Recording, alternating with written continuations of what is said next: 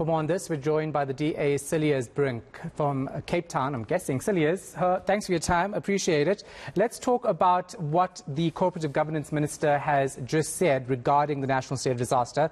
Government was expected to give the public 30 days to actually comment on the way forward. It now seems that's changed. They have 48 hours to have a look and give their feedback. What's your reaction?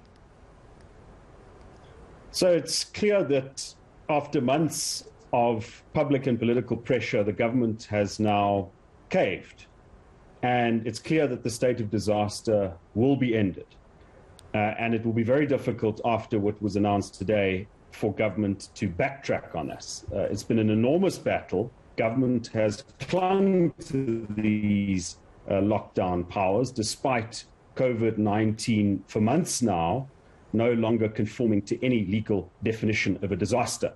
Apparently last night, Cabinet had an emergency meeting where it came to this conclusion, and if only this conclusion had been reached when it should have, when the facts were clear that indeed COVID-19 was not a disaster.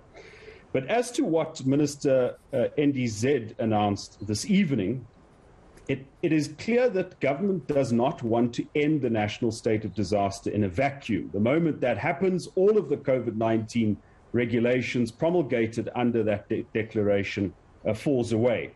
So it needs a climb down, and what the minister has now said is that government will publish post-disaster recovery measures, regulations which the public will have 48 hours to comment on.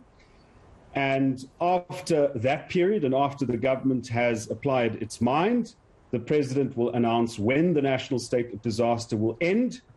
And these transitional arrangements, these post-recovery measures, will be in place for 30 days. That will buy the government enough time for their health regulations to come in place. And so that's what we think these measures are all about.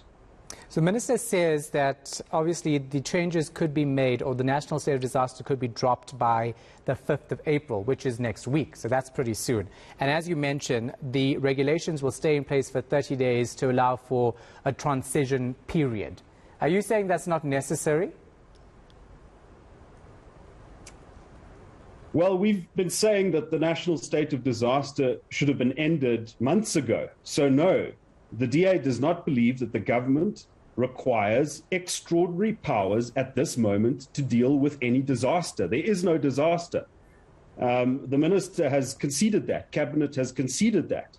But she's talking about regulations, and that's the wearing of masks indoors, the 1 meter social distancing.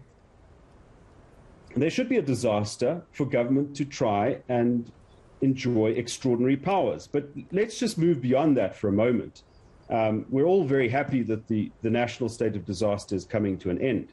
I think the DA's longer-term concern is that many of the powers that government enjoyed on a temporary basis under the state of disaster, they now propose to make permanent under the health regulations, including powers such as being able to compel people to submit to medical examinations, to submit to medical treatment as well as the stuff about mask wearing and social distancing. And I think that is really the longer term concern. And the DA will be watching what the government does on this front very closely. Yeah, and of course the public has 48 hours to comment on the regulations that are proposed. And according to what the minister said, they've already published the regulations. Have you managed to go through them? Anything there that's raising any concern for you? Well, from the minister's statement, it would seem that these transitional arrangements would essentially be what the president has already announced. So it will be a different legal basis for applying the restrictions that the president announced at the last opportunity. I think it was last week.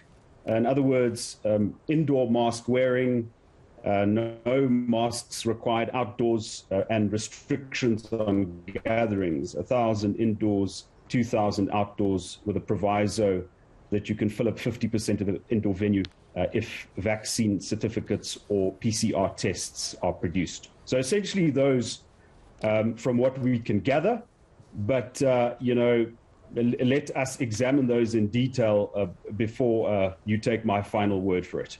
All right, thank you so much for your time. We appreciate it. That's the DA, Cilliers Brink. He's actually in Pretoria. I guessed wrong, not Cape Town.